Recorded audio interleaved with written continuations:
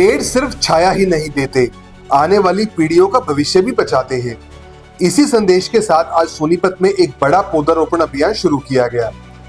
पर्यावरण संरक्षण समिति ने एक साथ 72 गाँव में हरियाली बढ़ाने का संकल्प लिया और अभियान की शुरुआत बड़खालसा मेन रोड से की।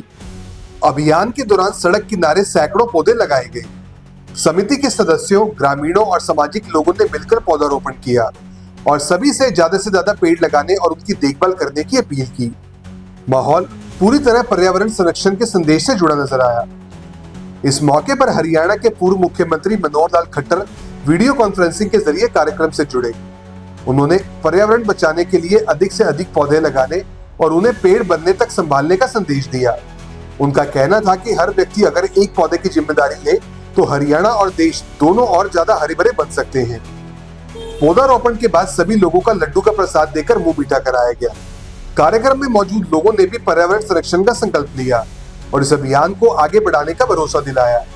अब सुनिए इस विशेष अभियान को लेकर हरियाणा के मुख्यमंत्री के ओएसडी श्री वीरेंद्र बड़खालसा ने एसएनए न्यूज से बातचीत में क्या कहा। इस कार्यक्रम में अभी एग्जैक्ट डाटा आ जाएगा, कल रात तक का इसमें 700 पेड़ लगाए और हमने आमतौर पे जब पेड़ लगाने की जो बात आती है तो वो ये होता है कि एक समय पे एक स्थान पे लोग इकट्ठा होते हैं, 150 पेड़ एक ही स्थान पे लगाते हैं और वो निकल जाते हैं। तो हमने प्रयोग ये किया कि फिर बाद में उनकी संभाल कौन करेगा।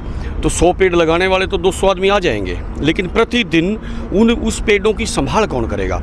तो इसलिए अगर एक आदमी के जिम्मे में 1 या 2 पेड़ आए तो उनकी संभाल कर सकता है। तो हमने ऐसा 5 जून से मैंने मनोहर लाल जी के जन्मदिवस पर और पर्यावरण दिवस के ऊपर एक कार्यक्रम किया था। 72 गाँव, उनके 72 वर्ष पूरे हुए 73वें में चले, तो 72 गाँव में हमने एक पर्यावरण समिति का गठन किया। दादा अमर बलिदानी दादा कुशाल सिंह दहिया पर्यावरण संरक्षण समिति द्वारा वीर सिंह जी के नेतृत्व में ये कार्यक्रम चला और यहाँ सभी कार्यकर्ताओं ने उसको आगे बढ़ के और फिर हमने ये तय किया कि हम एक ही दिन, आज के दिन हमने तय किया मानसून अभिनंदन का कार्यक्रम अभी करेंगे। तो मानसून के अभिनंदन के लिए हमने पेड़ यहाँ पर लगाए और मानसून पेड़ों को बढ़ाने के लिए और इस सृष्टि, इस धरती की प्यास बुझाने के लिए तो हम परमात्मा से प्रार्थना करते हैं कि खूब रिमझिम बरसे। और इस तरह से हमने फिर 3 प्रयोग इसमें किए कि पानी बचाएं लोग, और यानी प्राणवायु, जल और अन्न, ये 3 चीज़ महत्वपूर्ण हैं। तो आज हमारी धरती पूरी तरह से केमिकल युक्त हो गई है। दूसरा, हम लोगों ने जो और अन्य जो बात आई है वो बात आई है, वो बात सबसे बड़ी बात ये आई है कि हमारा भूमि खराब हो गई है, हमारा जल प्रदूषित हो गया है और हमारा प्राणवायु का आप AQI चेक करेंगे तो प्राणवायु से पेड़। आज मनोहर लाल जी ने भी अपना विचार रखे और उन्होंने कहा कि जो प्रति व्यक्ति और कार्बन डाइऑक्साइड हम छोड़ते हैं तो वो हम किलो में 12-13 किलो छोड़ते हैं और जो पेड़ लेता है वो मात्र कुछ 2-3 किलो लेता है। तो इसलिए इतना बड़ा जो गैप है तो ये तब पूरा होगा जब हम बड़ी मात्रा में पेड़ लगाएंगे।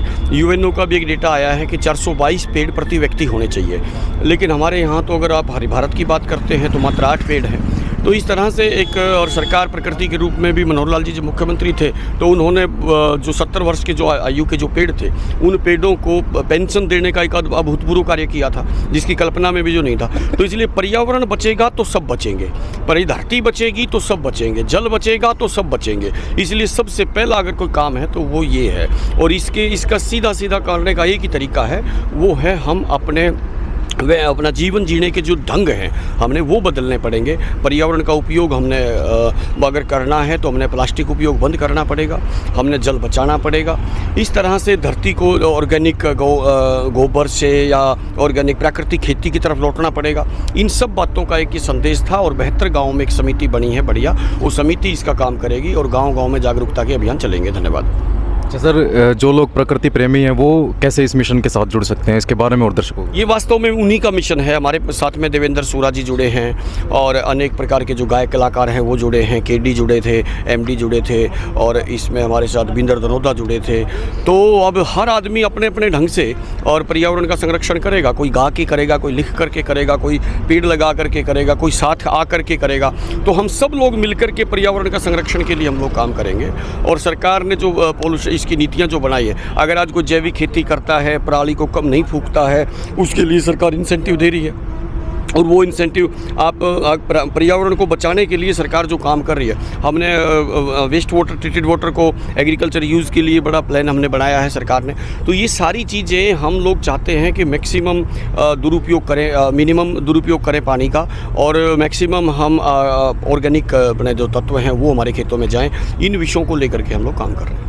मेरा नाम उपेंद्र भोरिया है, गांव शेवली से हूं, और हम भाई साहब की मुहिम में दादा कुशाल सिंह दहिया का जब वो हमने प्रोग्राम किया था एजुकेशन सिटी में, तब से जुड़े थे, और फिर ये पर्यावरण संरक्षण की समिति से जुड़े हैं। इसके एवरेज में हमने अपने गांव में पौधे लगाए हैं, और हमें ये लगता है कि भाई अगर हमें कुछ पाना है तो कुछ खोना पड़ेगा। कुछ खोने का मतलब ये है कि हमें टाइम देना पड़ेगा पर्यावरण की तरफ। अगर भविष्य में हम अपने बच्चों को, अपने से छोटी जनरेशन को अगर हम अच्छा पर्यावरण देना चाहते हैं तो उसके लिए अभी से हमें एकजुट होकर संघर्ष करना पड़ेगा। उसमें ये भी आ गया, प्लास्टिक का कम से कम प्रयोग करो, जैसे भाई साहब ने बताया है, और पानी का बचाव ज़्यादा भाव ना करके, आजकल हर घर में सबमर्सिबल ट्यूबवेल है, उसका कम से कम जितने पानी में प्रयोग हो सके बस उतना ही, ज़्यादा यूज़ ना करें। और पौधे जैसे त्रिवेणी है या ऑक्सीजन बाग है, गांव में प्रधान से बात करके जो भी ज़मीन मिल जाए, जो उबड़ खाबड़ ज़मीन है उसको करके एक हर गांव में अपनी एक युवा समिति बनाई जाए। उससे क्या होगा कि ये है कि भाई युवाओं को पर्यावरण से प्रेम भी होगा, और जो हमारे जैसे देवेंद्र भाई का नाम लिया, देवेंद्र सूरा का ट्री मैन से प्रसिद्ध हैं, वो क्लास फेलो भी रहे हैं मेरे जाट कॉलेज से। और तो मैं तो यही कहना चाहूँगा भाई, अगर ज़्यादा नहीं हो सके कम से कम एक बंदा 10 पेड़ तो ज़रूर दे के जाए आने वाली जनरेशन को। बहुत बहुत धन्यवाद करूँगा।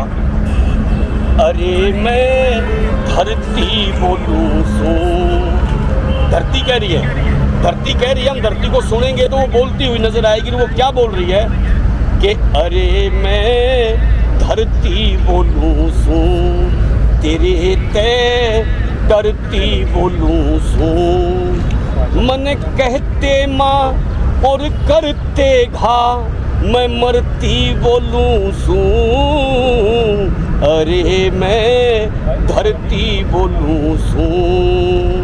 तो अगली पंक्ति में कहा है कि जो पृथ्वी ने माता कहा करे था, उस वेद के रचेता थे, दया धर्म गुण ज्ञान के बल पे इस दुनिया में विजेता थे।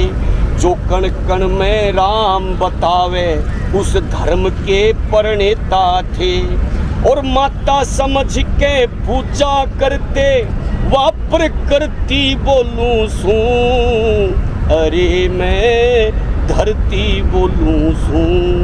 वेदों में भी 63 श्लोकों में धरती की उपासना करी गई है। शुद्ध हवा की कीमत पहचारे, सारे अपना अपना विकास, मित्र कीट पतंगे भूखे, और कटी फसल में लाके आग, पेड़ और पौधे जड़ा वनस्पति, धरती का बढ़ारे ताप, और कर रे पाप लगा के आग, मैं घुटती बोलूं सू, अरे मैं धरती बोलूं सू।